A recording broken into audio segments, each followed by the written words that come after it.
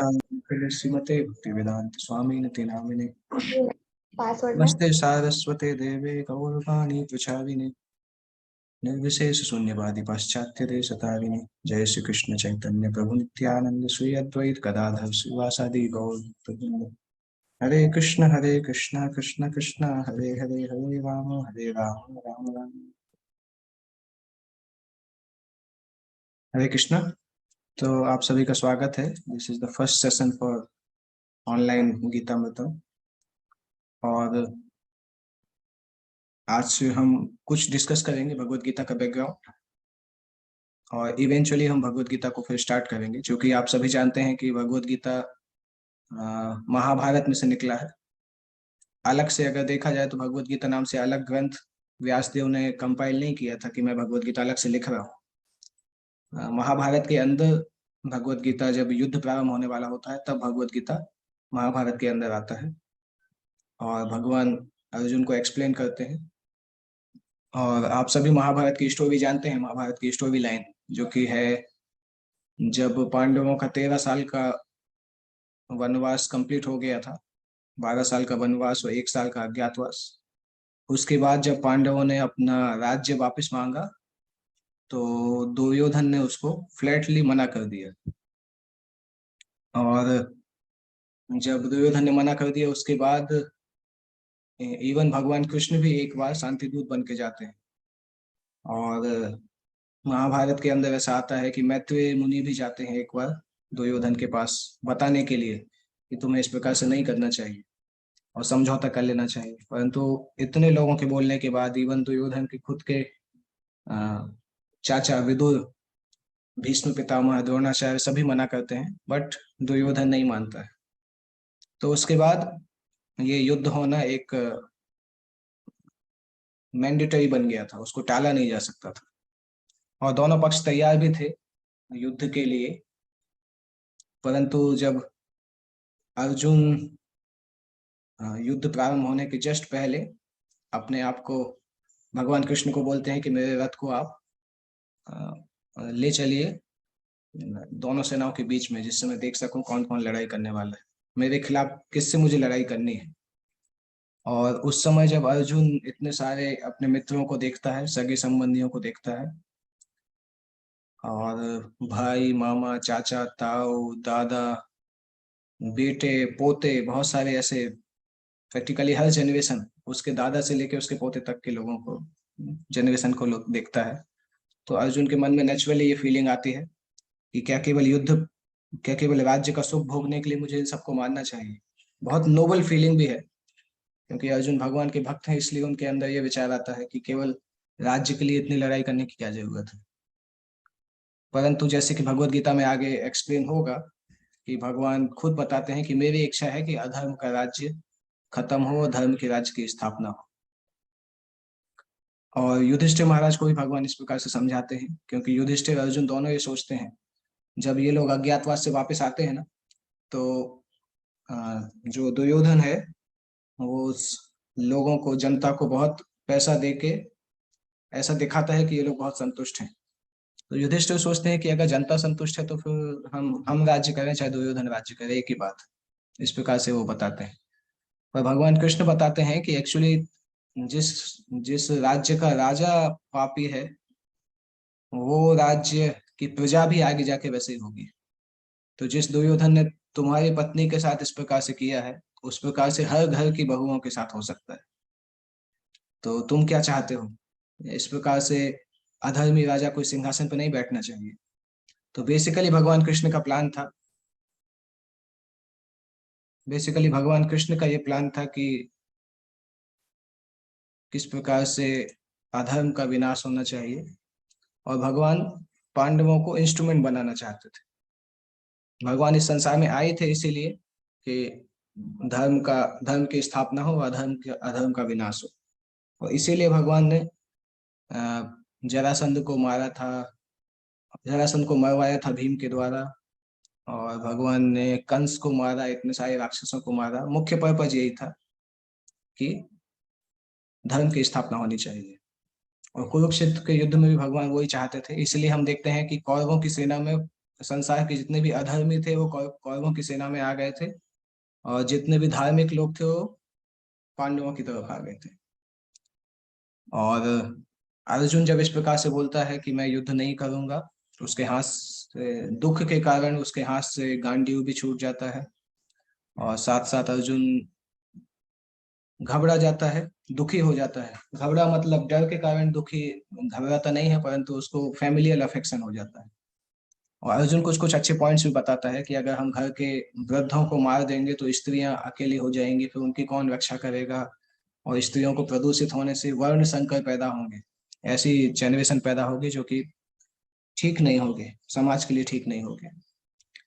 तो कुछ कुछ अर्जुन धर्म की बातें बताता है, परंतु अर्जुन कंफ्यूज रहता है, और इसीलिए फिर भगवान अर्जुन को फिर गीता सुनाना प्रारंभ करते हैं। तो बेसिकली भगवत गीता का बैकग्राउंड जो है वो महाभारत से आता है, और पहला अध्याय भगवत गीता की शिक्षाओं को सेट करता है। भगवत गीता में भगवान, अगर देखा जाए तो भगवान गीता का ज्ञान दूसरे अध्याय से देना प्रारंभ करते हैं। और उसके बाद सेकंड चैप्टर के सेकंड चैप्टर में भगवान आत्मा का विज्ञान समझाते हैं। उसके बाद फिर किस प्रकार से कर्म करना चाहिए कि संसार के बंधन में नहीं फंसे, उसके लिए 2 अध्याय है, तीसरा चौथा अध्याय, तीसरा और पांचवा अध्याय। और चौथे अध्याय में भगवान ज्ञान के बारे में बताते हैं कि दिव्य ज्ञान क्या कहलाता है, ऐसा ज्ञान जो कि 3 गुणों से बाहर है। और उसके बाद भक्ति योग प्रारंभ होता है। अगले 6 चैप्टर तक भगवान भक्ति योग की महत्ता बताते हैं, और लास्ट के 6 चैप्टर 13 से लेकर 18 तक भगवत गीता में ज्ञान योग के बारे में बताया। तो हालांकि भगवान ने कई योग पद्धति गीता में ब्रीफली बताई है, बट हर जगह प्रैक्टिकली हर चैप्टर में भगवान ने एम्फेसाइज किया है कि भक्ति योग का पालन करना चाहिए। तो वो भगवत गीता की एक कांस्टेंट थीम है, जहाँ पे भगवान बताते हैं कि भक्ति योग का पालन करो, भक्ति योग का पालन करो। तो हम हर चैप्टर में वो देखेंगे ऑलमोस्ट। तो भगवत गीता का उद्देश्य गीता के इंट्रोडक्शन में ही आता है कि भगवत गीता इसीलिए बोला गया था जिससे कि मानव समाज को अज्ञान के अंधकार से दूर किया जा सके। सारे संसार अज्ञान में है, और भगवत गीता के अध्ययन करने से व्यक्ति उस अज्ञानता से दूर आ सकता है। इसलिए गीता के पहले श्लोक में ही आता है, पहले श्लोक के तात्पर्य में आता है कि भगवत गीता में आपको वो सब कुछ मिल जाएगा जो कि दूसरे शास्त्रों में है। उसके अलावा भगवत गीता में और भी ऐसी वस्तुएं मिलेंगी जो कि दूसरे शास्त्रों में नहीं मिली। इसलिए गीता महात्म्य में एक श्लोक आता है, गीता अध्ययनशीलस्य प्राणायाम परस्य च नव संति ही पापानि पूर्व जन्म कृतानि च। इसमें बताया जाता है गीता अध्ययनशीलस्य, जो व्यक्ति गीता के अध्ययन को शीलता मतलब निष्ठा के साथ करता है और अपने गंभीरता के साथ करता है, नव संति ही पापानि, उसके जितने भी पूर्व पाप हैं, पूर्व दुष्कर्म है, उनके फलों से वो व्यक्ति बाहर चला जाता है। सामान्यतः कर्म के फलों को काट पाना अपने आप में इम्पॉसिबल जैसा माना जाता है, परंतु भगवत गीता को ध्यान से पढ़ने का प्रभाव ये होता है कि दुष्कर्मों का विनाश हो जाता है। और वो भगवान ने गीता में भी बताया है, सर्वधर्मान परित्यज्य माम एकम शरणं व्रज अहम त्वाम सर्व पापेभ्यो मोक्षयिष्यामि मा शुचः। गीता में भगवान बताते हैं कि आप सारे धर्मों को त्याग कर केवल मेरी शरण में आओ, और मैं तुम्हें सभी पापों से मुक्त कर दूंगा, डरो मत। इस प्रकार अपनी शरण में आए भक्त का पूरा उत्तरदायित्व भगवान अपने ऊपर ले लेते हैं और उसके समस्त पापों को क्षमा कर देते हैं। तो एक तो गीता का ये प्रभाव होता है, गीता का ध्यान से अध्ययन करने से पूर्व जन्म के पाप खत्म हो जाते हैं। एक और प्रभाव लिखा है, गीता शास्त्रम इदम पुण्यम यह पठेत प्रयतः पुमान। जो भी गीता शास्त्र जो कि अपने आप में पुण्य है, पुण्य का मतलब भगवत भक्ति को बढ़ाने वाला है, जो भी इस गीता शास्त्र को पढ़ता है, यह पठेत प्रयतः पुमान, हर दिन जो इस गीता शास्त्र को पढ़ता है उसका भय शोकाद विवर्जित, कि जीवन के दुख और चिंताओं से मुक्ति हो जाएगी। दुख चिंताओं से मुक्ति की जब हम बात करते हैं तो लोग प्रश्न करते हैं कि गीता पढ़ने से क्या हमारा कंपनी में प्रमोशन हो जाएगा, क्या ऐसा हो जाएगा कि हमारे सारे शत्रु खत्म हो जाए, या क्या ऐसा होगा कि हमें अमेरिका का वीजा मिल जाए। तो कई बार लोग वो सोचते हैं कि भौतिक संतुष्टि मिलने से दुख और चिंताएं खत्म हो जाएंगी, परंतु ये अपने आप में एक मिसकंसेप्शन है कि कोई भी भौतिक वस्तु मिलने से हम संतुष्ट हो जाएंगे, क्योंकि भौतिक वस्तु संतुष्टि प्रदान नहीं करती। भगवत गीता पढ़ने से हमें जीवन का वास्तविक लक्ष्य पता चलता है कि हम एक्चुअली में आत्मा है, और ये शरीर से हम दिव्य है। शरीर हमारे ऊपर एक ड्रेस के जैसा है, जैसे व्यक्ति जेल में फंसा रहता है जेल के कपड़े पहन के, जेल के कपड़े जो है वो शरीर से तुलना की जाती है। इसलिए हम हर हर जन्म में शरीर छोड़ते हैं, नया शरीर धारण करते हैं, इस प्रकार से चलता रहता है। परंतु जब तक हम अ, अपने कर्म के फलों को पूरी तरह से खत्म नहीं करेंगे और भगवत चेतना से पूरी तरह से युक्त नहीं होंगे, तब तक हम इस संसार में फंसे रहेंगे। हो सकता है कभी मनुष्य बने, कभी भारत में जन्म हो, कभी भारत के बाहर जन्म हो, पर कभी ये भी हो सकता है कि कुत्ता बने, बिल्ली बने, सुअर भी बन सकते हैं। तो इसलिए वास्तविक जो उन्नति है वो उन्नति का विचार ये होना चाहिए कि कैसे हम आध्यात्मिक उन्नति करें और इस संसार के चक्र से दूर जाके मुक्त होके भगवान के धाम में जा सके। वो गीता हमें प्रयास करता है।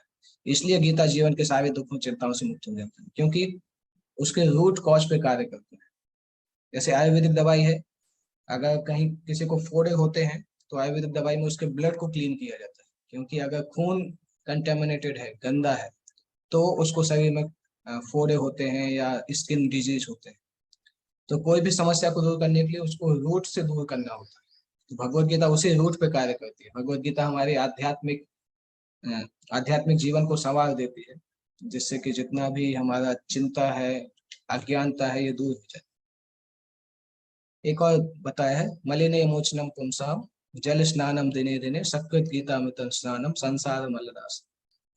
सामान्य व्यक्ति जब जल स्नानम दिने दिने, हर दिन जब जल में स्नान करता है, तो उसके शरीर स्वच्छ हो जाता है।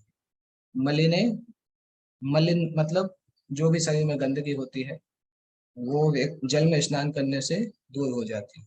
सकृत गीता मित स्नानम संसार मलनाश। तो ये प्रभाव तो एक्चुअली जल, सामान्य जल में स्नान करने से, पर गीता के अमृत में स्नान करने का प्रभाव क्या है? संसार मलनाशन, सारे संसार का जो मल है, मल मतलब गंदी चीज, शरीर में दो वस्तुएं होती हैं, मल और धातु। तो धातु स्वच्छ होती है, धातु को शरीर में रखना चाहिए, मल को शरीर से निकालना चाहिए। तो अगर कोई गीता रूपी अमृत में स्नान करता है तो संसार की सारी गंदगी का विनाश हो जाए। इसका मतलब है, गीता का अमृत में स्नान करने का मतलब गीता को सुनना और गीता का अध्ययन करना। गीता को सुनने और अध्ययन करने से हम गीता के अमृत में स्नान करते हैं। इसी तरह से अगला श्लोक आता है गीता महात्म्य में, गीता सुगीता कर्तव्या किमन्य शास्त्र विस्तरे या स्वयं पद्मनाभस्य मुख पद्मात विनिश्चिता। गीता सुगीता कर्तव्य, जब गीता हमारे पास है तो कोई और शास्त्र की आवश्यकता नहीं है, क्योंकि गीता सारे उपनिषदों का सार है। तो जितने उपनिषद को पढ़ के हमें जो ज्ञान मिलता है, वो ज्ञान हमें भगवत गीता से आसानी से मिल जाता है, क्योंकि यह स्वयं पद्मनाभस्य मुख पद्मात विनिश्चिता। क्योंकि हम देखते हैं कि गंगा भगवान के चरणों से निकलती है, परंतु गीता तो भगवान के मुख से निकलती है। तो पद्मनाभ मतलब भगवान है जिनकी नाभि में पद्म निकलता है, कमल निकलता है, जिसमें ब्रह्मा जी का जन्म होता है। उन भगवान के मुख से गीता निकलती है। तो गीता सब सर्वोच्च ज्ञान है। अगर कोई गीता को अच्छे से पढ़ता है, सारे शास्त्रों का ज्ञान उसको आ जाता है। और अगला गीतामृतम में अगला आया है, गीता गंगोदकम पित्वा पुनर्जन्म न विद्यते। भगवान विष्णु के मुख से निकली हुई भगवत गीता सभी को पवित्र करती है, इसलिए गीता रूपी ये गंगा जल है, इसको पीने से संसार में फिर से जन्म नहीं। और फिर लास्ट में उसी महात्मा में और भी श्लोक है, उसमें से कुछ कुछ श्लोक हम डिस्कस करते हैं। सर्व उपनिषदो गावो दुग्धा गोपाल नंदन पार्थो वत्स सुधीर भोक्ता दुग्ध गीता अमृतम। अगर सारे उपनिषदों को गाय के जैसा माने तो भगवान कृष्ण उस गाय को दोहने वाले हैं, और अर्जुन जो है उस दूध को पीने वाला है। पार्थ वत्स, बछड़े के जैसा, जैसे गाय का दूध बछड़े के लिए होता है, तो अर्जुन वो बछड़े के जैसा है। और सुधीर भोक्ता दुग्ध गीता अमृतम। और बाकी सारे विद्वान और भक्त जो हैं वो उस दूध का पान करने वाले, क्योंकि नेचुरली गाय का दूध बछड़ा जिससे पीता है उससे ज्यादा गाय दूध देती है। तो अर्जुन जिस दूध को पी रहे हैं उसके बाद संसार के सारे विद्वान उसको पीते हैं। इसके बाद आता है कि संसार में एक ही शास्त्र, एक ईश्वर, एक धर्म सबसे अच्छा है। भगवान देव के पुत्र कृष्ण ने जो गाया है, भगवत गीता संसार का सर्वश्रेष्ठ है। भगवान कृष्ण संसार के मालिक हैं, संसार के पूर्ण पुरुषोत्तम भगवान है। और उनका मंत्र, उनके नामों का जप हरे कृष्ण कृष्ण कृष्ण हरे हरे, हरे राम राम राम। उनके नामों का जप सभी को करना चाहिए। और सभी को कर्मापि एकम तस्य देवस्य देव, सभी लोगों को केवल एक ही कार्य करना चाहिए, भगवान की सेवा, तस्य देवस्य से। तो इस प्रकार से गीता बताया जाता है, गीता की महिमा। तो कल हम इसके आगे डिस्कस करेंगे गीता का इंट्रोडक्शन, कि गीता में क्या क्या वस्तुएं हैं, कौन कौन से 5 वस्तुएं गीता में दी गई है। और उसके बाद हम फिर गीता के पहले अध्याय से स्टार्ट करेंगे, इंट्रोडक्शन कंप्लीट होने के बाद। तो किसी को कोई प्रश्न है तो पूछ सकते हैं, otherwise we can end here, हमारा टाइम ओवर हो गया है। अगर एक प्रश्न किसी को है तो पूछ सकते हैं, अदरवाइज आप लोग अपने प्रश्न अपने पास भी रख सकते हैं। हम ऐसा करेंगे कि बीच बीच में हम कुछ कुछ क्लासेस केवल प्रश्न के लिए करेंगे, क्वेश्चन आंसर के, तो उस समय भी आप पूछ सकते हैं अगर अभी कोई प्रश्न याद नहीं आ रहा है तो। ओके, या एक प्रश्न है, उपनिषद का मतलब क्या होता है? उप का मतलब होता है पास में, निषद का मतलब होता है आध्यात्मिक सत्य या आध्यात्मिक गुरु। तो गुरु के पास में बैठ के जो ज्ञान लेते हैं उसको उपनिषद बोला जाता है। और उपनिषद वास्तविकता में जो वेद हैं, वेदों का सबसे इम्पोर्टेंट हिस्सा उपनिषदों में दिया है। वेदों का जो ज्ञान है उसको उपनिषदों में वेदों के सार के रूप में दिया गया। और उन उपनिषदों का सार भगवत गीता है। तो जो हम भगवत गीता पढ़ते हैं तो उपनिषद का भी ज्ञान मिलता है, वेदों का भी ज्ञान मिलता है, क्योंकि वेदों का सार उपनिषद के रूप में है, उपनिषद का सार गीता के। ओके, श्रीमद् भगवत गीता की जय, जगत गुरु श्रीमद् भगवत की जय। कल हम मिलते हैं इसी टाइम पे 7:45।